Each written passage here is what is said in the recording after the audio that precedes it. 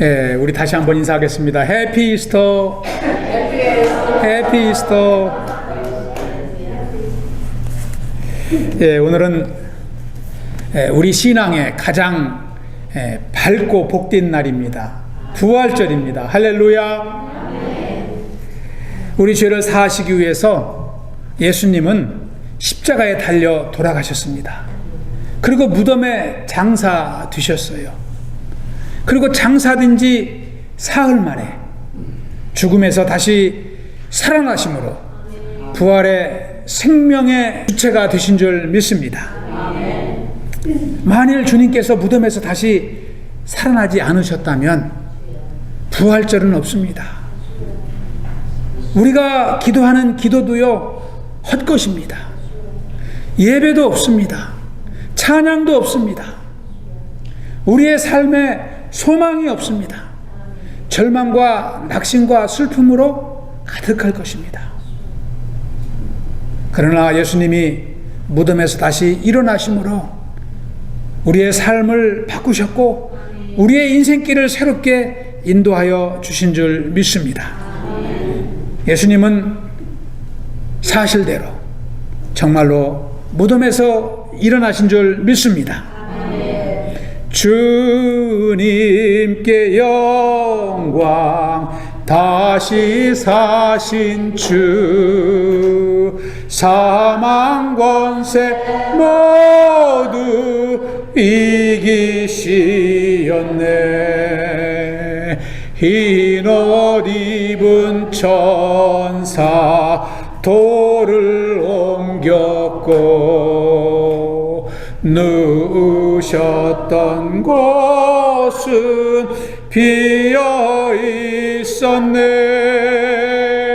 주님께 영광, 다시 사신 주, 사망 권세 모두 이기시었네. 할렐루야. 주님은 이렇게 살아나셔서 저와 여러분과 함께 동행하시는 줄 믿습니다. 그래서 저와 여러분은 주님의 부활을 증언하는 증언자인 줄 믿습니다. 할렐루야. 여러분, 증언한다는 것은요, 그냥 말씀을 선포하는 것과 다릅니다. 그냥 전달하는 것과 다릅니다. 증언한다는 것은요, 내가 직접 체험한 것을 남에게 전하는 것입니다. 그래서 저와 여러분은 다 부활을 직접 체험한 줄 믿습니다. 그래야만이 부활의 증언자로 쓰임받게 됩니다. 그러나 오늘날 우리가 사는 세상에는 아직도 이 부활의 주님을 경험하지 못한 영혼들이 많이 있습니다. 그래서 주님의 부활을 믿지 못하고 어려운 이야기로 생각하는 분들이 많이 있습니다. 오늘 우리가 읽은 본문에도 이제 나오는 이 고린도 교회 성도들, 오늘 본문에 나오는 고린도 교회 성도들도 일부가 예외는 아니었습니다. 일부 중에는 예수님의 부활에 참여하지 못하는 것입니다. 그래서 바울은 1절에서 뭐라고 이야기합니까? 1절을 보시면, 형제들아, 내가 너희에게 전한 복음을 너희에게 알게 하노니 그랬습니다. 지금 바울이 부활의 복음을 전하고 있습니다. 성도들에게 알도록 전하고 있는데 그 복음이 어떤 복음이라고요? 전에도 전한 복음이라는 거예요. 전에도 전했다는 것입니다. 그런데 또다시 고린도 교회 성도들에게 그 복음을 전하는 거예요. 그 뒤에 보시면, 이는 너희가 받은 것이요 또 그 가운데 선 것이라. 그들이 복음을 받아들였다고 고백하고 또 복음 위에 서 있다고 믿음의 고백을 했는데도 불구하고 바울이 세월이 지나서 그들을 다시 볼 때에 믿음이 흔들리는 자가 있었다는 것입니다. 부활의 신앙에 참여하지 못하는 영혼들이 있었다는 거예요. 그래서 바울은 전한 복음, 가르쳤던 복음을 다시 그들에게 들고 나아가고 있는 것입니다. 왜 그들이 부활의 복음을 영접하지 못했을까요? 당시 그들이 부활의 주님을 믿지 못했던 이유가 있습니다. 초대교회 성도 중에 일부는요, 사두개파 사람들과 같이 자신의 경험과 이성을 의지해서 신앙생활하는 사람들이 있어요. 자기가 이해되는 것은 믿지만 이해되지 않는 것은 믿지 않는 거예요. 여러분이 이 세상을 천년 만년 사신다 하더라도 하나님의 영적인 비밀을 다 아실 수 있을까요? 여러분, 우리가 하나님을 믿고 신앙생활하지만은요, 우리는 여전히 하나님을 모릅니다. 하나님의 은혜를 덧입고 하나님의 자녀로 살아가지만요, 하나님의 놀라운 기적을 다 알 수 없습니다. 이것이 인생의 한계예요. 그런데 우리가 아는 것만 믿고 모르는 것은 믿지 않는다면 성경 66권 중에 믿을 만한 말씀이 얼마나 될까요? 그렇다면 여러분의 성경은 아주 얇아질 거예요. 고린도 성도들이 그랬어요. 어떻게 우리의 영혼이 다시 영원히 사는 것은 내가 이해가 되겠는데, 우리 무덤 속에 들어가서 썩은 육신이 다시 새 육신을 입는다는 얘기냐? 그거는 내가 못 믿겠다. 그래서 부활의 주님을 인정하지 못하는 거예요. 영적으로 사는 것은 믿겠는데 육신이 다시 어떻게 새 몸을 입느냐? 그것을 못 믿기 때문에 나는 부활의 주님 인정할 수 없다는 거예요. 자기의 이성과 경험대로 신앙생활을 하는 것입니다. 그러니까 교회에 나오지만 늘 한계에 부딪히고 넘어지고 어려움이 올 때마다 부활의 주님을 붙잡지 못하고 낙심하고 눈앞에 보이는 환경을 보면서 살아갔던 것입니다. 바울은 그들의 영혼을 사랑했어요. 그래서 그들을 포기하지 않고 다시 복음을 들고 그들에게 선포하고 있는 것입니다. 주님은 살아나셨다는 것입니다. 우리에게 영원한 생명을 주셨다는 것을 다시 한번 선포하고 있는 것입니다. 사랑하는 여러분, 여러분은 이 부활의 복음 위에 굳게 서 계십니까? 할렐루야! 우리는 분명한 믿음의 고백을 드려야 될 것입니다. 그때 주님이 우리에게 생명의 기쁨을 주시기 때문입니다. 부활의 복음 위에 서 있는 사람은요, 사도 바울과 같이 살아가요. 바울과 같이 그 부활의 복음을 전파하는 삶을 산다는 것입니다. 증언자로 살아간다는 것입니다. 나만 믿는 복음이 아니에요. 다른 영혼들에게 그 복음을 가지고 나아간다는 것이죠. 그래서 바울은 뭐라고 말합니까? 3절을 보시면 바울은 내가 받은 것을 먼저 너희에게 전한다. 바울도 그것을요 받았어요. 그리고 또 바울만 그것을 간직하고 기쁘고 은혜 받고 사는 것이 아니라 다른 영혼들, 모르는 영혼들에게 전하고 있다는 것이죠. 이것이 부활의 복음 위에 서 있는 성도의 삶인 줄 믿습니다. 이 복음이 어떤 복음입니까? 2절은 바울이 전하는 복음에 대해서 설명하고 있습니다.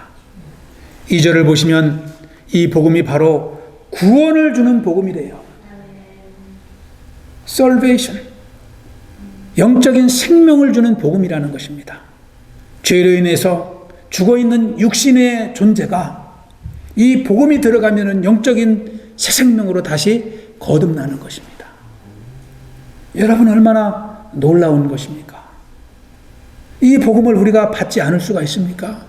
이 복음을 어떻게 우리가 전하지 않을 수 있을까요? 생명을 주는 복음입니다. 우리 예수님의 부활은 그래서 우리 기독교 복음의 핵심입니다. 우리가 이 복음 때문에 살아가는 줄 믿습니다.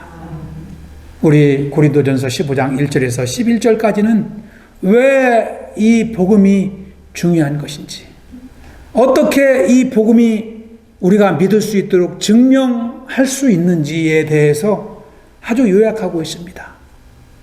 여러분, 먼저 3절과 4절을 보시면 예수 그리스도의 복음은요, 어느 날 갑자기 뚝 하늘에서 떨어진 게 아니에요. 성경대로 된 것이라는 것입니다. 성경에서 예언된 대로, 수천 년부터 예수 그리스도의 오심을 예언한 그대로 이루어졌다는 거예요. 우리 3절 4절 다시 한번 읽어보겠습니다. 시작. 내가 받은 것을 먼저 너희에게 전하였노니 이는 성경대로 그리스도께서 우리 죄를 위하여 죽으시고 장사 지낸 바 되셨다가 성경대로 사흘 만에 다시 살아나사 성경대로 십자가에서 죽으시고 3일 동안 무덤에 계셨는데 성경에 예언하신 대로 또 무덤에서 일어나셨다는 거예요. 이 복음이 어떻게 갑자기 생겼습니까? 하나님의 계획대로 우리에게 주어진 복음이라는 것을 말씀하고 있습니다. 예수님의 부활의 이야기는요, 꾸며낸 이야기가 아닙니다. 허상이 아닙니다. 성경에 쓰여 있는 대로 이루어진 사실, 팩트라는 것입니다. 할렐루야. 마태복음에 보시면은요, 예수님 자신도 제자들에게 이것을 반복해서 말씀하셨어요. 내가 십자가의 고난을 받고 죽었다가 3일 만에 살아날 것이다. 그리고 예수님 그대로 살아나셨잖아요. 예수님이 반복해서 이야기하니까 제자들은 걱정했어요. 아니, 우리와 함께 계셔야 될 텐데 왜 고난받고 죽으신다고 말씀하실까? 그래서 베드로가 예수님의 십자가의 길을 반대한 거 아닙니까? 주님께 책망받았습니다. 예수님은 본인이 말씀하신 대로 그렇게 살아나셨습니다. 2000년 전에 무덤에서 나오신 것입니다. 만일 예수님이 부활하지 않으셨다면 예수님은 누구일까요? 거짓말쟁이. 응? 자기가 말해놓고 이루어지지 않았기 때문에 거짓말쟁이로 우리가 기억될 것입니다. 예수님의 인생은 실패한 인생에 지나지 않습니다. 그렇지 않을까요? 뿐만 아니라 저와 여러분이 믿는 이 기독교는요, 패배의 종교예요. 어느 날 갑자기 2000년 전에 팔레스틴 한 구석에서 잠깐 전파되었다가 역사 속으로 자취를 감춰버린 절망의 종교에 지나지 않습니다. 그런데 예수님은 살아나셨습니다. 할렐루야. 그래서 우리의 소망이 되신 것입니다. 생명이 되신 것입니다. 그래서 절망하고 죄 가운데 있는 영혼도요, 이 예수님만 만나면 소망이 생기는 것입니다. 능력이 생기는 것입니다. 기쁨 가운데 살아가는 것입니다. 여러분, 이 얼마나 놀라운 축복입니까? 이것보다 인생이 더 큰 축복이 뭐가 있어요? 세상과도 바꿀 수 없는 축복인 줄 믿습니다. 그러므로 예수님의 부활은 단지 그냥 감동적인 스토리가 아니에요. 인생의 생과 사를 바꾸는 생명의 말씀인 줄 믿습니다. 그래서 사도 바울은요, 자기가 개척한 고린도 교회 성도들을 볼 때마다 이 부활의 복음 위에 서 있는지 늘 기도하고 그들을 걱정한 거예요. 연약한 성도들을 볼 때마다 다시 그 복음을 전하고 편지를 통해서 그 복음을 전하고 다시 일으켜 세우고, 그래서 고린도 전서도 쓰고 고린도 후서도 쓰는 거 아닙니까? 계속해서 편지로 그들을 인커리지 하는 거예요. 우리 교회가 이 부활의 증언자로 살아가야 될 줄로 믿습니다. 저와 여러분이 남은 인생 이 부활의 전달자로 살아간다면 우리 인생은 더 큰 축복이 없는 줄 믿습니다. 두 번째로, 예수님의 부활은요, 역사적인 사실이라는 거예요. historical fact라는 것입니다. fact. 바울은 예수님의 부활에 대한 역사적인 사실을 오늘 본문에서 기록하고 있습니다. 길게 쓰고 있어요. 5절에서 8절까지 무려 이 증언자들을 다 이름을 이렇게 호명하고 있습니다. 우리 5절에서 8절까지 한번 천천히 읽어볼까요? 시작. 게바에게 보이시고 후에 12 제자에게와 그 후에 500여 형제에게 일시에 보이셨나니 그 중에 지금까지 대다수는 살아있고 어떤 사람은 잠들었으며 그 후에 야고보에게 보이셨으며 그 후에 모든 사도에게와 맨 나중에 만삭되지 못하여 난 자 같은 내게도 보이셨느니라. 아멘. 이 5절에 나오는 게바는 누구예요? 게바. 베드로잖아요. 베드로 12 제자 중에 수제자라고 불리는 베드로도 예수님 부활하신 것을 봤고요. 12 제자들이 다 봤다는 거예요. 제자들만 봤으면 의심할 수도 있을 거예요. 그런데요, 500명이 있는 자리에 이 부활의 주님이 나타나신 거예요. 500명이 있는 자리에. 그리고 사도들에게 나타나고요. 또 이 고린도 전서를 쓰고 있는 누구에게 나타났어요? 바울에게 나타난 거예요. 8절에서 만삭되지 못하여 난 자 같은 사람은 사도 바울이 자기를 말하는 거예요.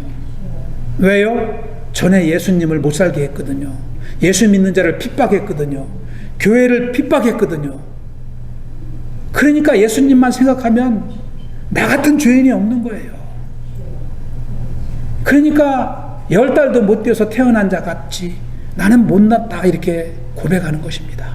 이 바울도 직접 예수님을 부활의 주님을 만났다는 거예요.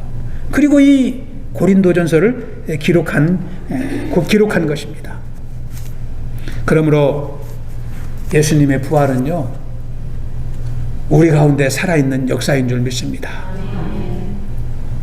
어떤 분들은 부활은 먼 장래에 우리가 죽고 나서 이제 이루어지는 그러한 일로만 생각하는 분이 있어요. 그런데 그렇지 않습니다. 죽어있던 우리 육신의 인생이 예수님의 부활을 영접하면 영혼이 깨어납니다. 아멘. 영혼의 생명의 기쁨을 누리며 살아가는 것입니다. 아멘. 오늘날도 성도 여러분의 삶 가운데 믿음의 눈뜬 사람들 가운데 부활의 주님은 역사하고 계십니다. 아멘. 여러분이 말씀을 볼 때마다, 여러분이 예배를 드릴 때마다, 여러분이 주님을 의지해서 기도하실 때마다 그분은 여러분에게 위로와 평안을 주시고 기쁨을 주시고 능력을 주시고 소망을 주시고 지혜를 주시고 여러분의 삶의 역사를 직접 써가고 계시는 거예요. 이게 살아계신 주님의 역사가 아니면 무엇이란 말입니까? 왜 믿음이 연약한 사람들은 연약한 삶을 살아갑니까? 왜 가난하지만 부활의 주님을 만난 인생들은 능력의 삶을 살아갑니까? 이것이 부활의 주님의 역사인 줄 믿습니다. 그러므로 저와 여러분이 이 땅에 발붙이고 사는 동안 이 부활의 주님을 만나는 것보다 더 중요한 일은 없습니다. 이 부활의 주님을 경험하시는 것보다 더 큰 축복은 없는 줄 믿습니다. 우리 교회가, 저와 여러분이, 우리 각 구역의 구역원들이 아직도 이 부활의 주님을 체험하지 못한 분들을 향하여 날마다 나아가야 될 것입니다. 아멘. 하나님은 그래서요, 우리 교회를 44년 전에 세워주신 거예요. 그리고 지금까지 그 사역을 감당해 오고 계신 것입니다. 할렐루야. 그러나 이 부활의 증언자는요, 내 힘으로 세워지지 않습니다. 사도 바울도요, 자기가 스스로 부활의 증언자가 된 것이 아닙니다. 바울은 뭐라고 고백합니까? 9절을 보시면 바울은 부끄러운 과거를 드러내고 있습니다. 나는 사도 중에 가장 작은 자라. 아까는 만삭되지 못한 자라고 그랬어요. 그런데 나는 가장 작은 자라는 거예요. 왜요? 하나님의 교회를 받게 하였거든요. 하나님의 교회를 받게 했다는 것이 무슨 뜻입니까, 여러분? 믿음의 성도들을 핍박했다는 거예요. 믿음의 종들을 불순종하고 공격했다는 거예요. 바울은 그렇게 살았어요. 교회의 질서를 어지럽혔습니다. 성도들을 공격했습니다. 하나님께 순종하는 사람들을 흔들었어요. 심지어는 죽이기까지 했습니다. 그것을 생각하면 지금은 주님이 주신 생명의 은혜를 잊고 살아가지만 부끄러워서 주님 앞에 나올 수가 없는 거예요. 내가 주님의 일꾼이라고 고백할 수도 없는 거예요. 단지 주님을 예배할 수 있는 이 기쁨, 주님을 의지하며 살아갈 수 있는 그 축복, 주님의 일꾼으로 부름받았다는 그 자체가 너무나 황공한 거예요. 그래서 바울은 이렇게 자신을 작은 자라고 고백하는 것입니다. 그런 자를 주님은 어떻게 사용하셨어요? 복음을 전하는 증언자로 세워주신 거예요. 그 교회를 세우신 예수 그리스도를 선포하는 자로 일꾼으로 세워주신 거예요. 그것이 바울이 한 것이 아니라 이 바울의 죄를 무조건 용서하시고 일꾼으로 불러주신 예수 그리스도의 은혜라는 것입니다. God's grace. 이렇게 바울은 자기가 일꾼인 것을 선포하고 있습니다. 10절을 보시면 바울은 이렇게 고백을 합니다. 그러나 내가 나된 것은 하나님의 은혜로 된 것이니 내게 주신 그의 은혜가 헛되지 아니하여 내가 모든 사도보다 더 많이 수고하였으나 내가 한 것이 아니요 오직 나와 함께 하신 하나님의 은혜로다. 바울같이 일꾼으로 부름받고 복음 역사 가운데 쓰임받은 사람은 없습니다. 그러나 바울은 뭐라고 고백합니까? 내가 한 것이 아니라는 거예요. 내 안에서 성령님이 오셔가지고 성령님이 역사하셨다는 것입니다. 나는 단지 처음에 나오는 대로 나 된 것은 하나님의 은혜로 된 것이니 그렇게 고백하고 있는 것입니다. 우리 한번 해보겠습니다. 나의 나 된 것은 하나님의 은혜입니다. 나의 나 된 것은 하나님의 은혜입니다. 나의 나 된 것은 하나님의 은혜입니다. 나의 나 된 것은 하나님의 은혜입니다. 저와 여러분이 부활의 생명 주신 주님께 늘 이러한 고백으로 영광 돌릴 수 있길 축원합니다. 사랑하는 성도 여러분, 우리는 오늘 이 아침 우리 자신에게 한번 물어봐야 됩니다. 주님, 제가 주님의 죽음과 부활을 통해서 저에게 허락하신 이 생명 제가 누리고 있습니까? 제가 예수님을 구원의 통로로 믿으며 하나님이 주신 자녀로, 하나님의 자녀로 살아가고 있습니까? 제가 부활의 증인으로 세움받은 것이 맞습니까? 남은 인생 주님께 헌신과 충성을 결단한 주의 일꾼이 맞습니까? 우리는 이 결단을 주님 앞에 드려야 될 줄로 믿습니다. 그때 주님은 우리를 사용하시고 우리가 가는 곳마다 이 부활의 주님을 간증하는 인생으로 세워주실 줄 믿습니다. 저와 여러분이 이 부활의 아침을 맞아 부활절 예배를 드리며 주님의 기쁨을 나누는 것이 하나님의 은혜인 줄 믿습니다. 아멘. 할렐루야. 아멘. 언제나 즐거움과 기쁨으로 얼굴이 환한 할머니 한 분이 계셨어요. 이 할머니의 직업은 꽃을 파는 일이었습니다. 늘 꽃을 파셨어요. 근데 얼굴이 너무 환한 거예요. 하루는 단골 손님이 오셔가지고 할머니한테 여쭤봤어요. 할머니, 언제나 그렇게 기쁘게 사시는 걸 보니까 할머니는 걱정 근심 없으신가 봐요. 할머니가 대답합니다. 천만에요. 저도 걱정 많습니다. 근심되는 일이 많아요. 짜증나는 일도 있고 고통스러운 일도 있습니다. 손님이 물어봅니다. 아이, 그런데 어떻게 늘 환하게 그렇게 웃으면서 사세요? 할머니가 대답하십니다. 저는 문제가 생길 때마다 하나님께 그 문제를 해결해 달라고 맡깁니다. 그리고요, 3일을 기다려요. 3일을. 왜 3일을 기다리냐면 예수님도 3일간 무덤에 계셨다가 나오셨잖아요. 근데 신기하게도 제가 3일 동안 기다리며 기도하면 하나님의 해결을 해주십니다. 그래서 저는요, 걱정 근심은 있지만 늘 웃을 수가 있어요. 그렇게 대답하시는 거예요. 이 할머니는 누구를 믿고 사십니까? 부활의 주님을 믿는 거예요. 3일 만에 부활하신 주님을 기억하며 사시는 거예요. 걱정 근심이 생길 때마다 내가 3일 참고 기도해야지. 신기하게도 역사하는 거예요. 그렇게 응답받는 삶을 살다 보니까요, 3일이 더 걸리고 5일이 걸려도 이제는 주님을 신뢰하는 거예요. 예수님의 부활은요, 단순한 교리가 아닙니다. 성경에 나와 있는 이야기가 아닙니다.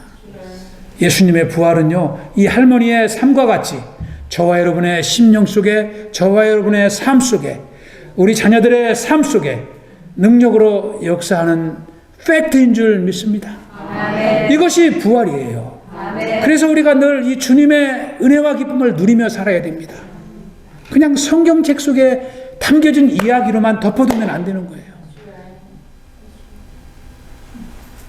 바울이 반복하여 복음을 전하고 또 전했듯이 우리도 이 복음을 되새기고 또 전하고 그런 삶을 살아갈 때에 우리 자녀들에게도 능력이 임하고 우리의 가족과 우리의 이웃에게도 부활의 생명이 임하는 축복의 역사가 일어날 줄로 믿습니다. 아멘. 할렐루야. 아멘. 우리 마지막으로 한번 해보겠습니다. 예수님은 살아계십니다.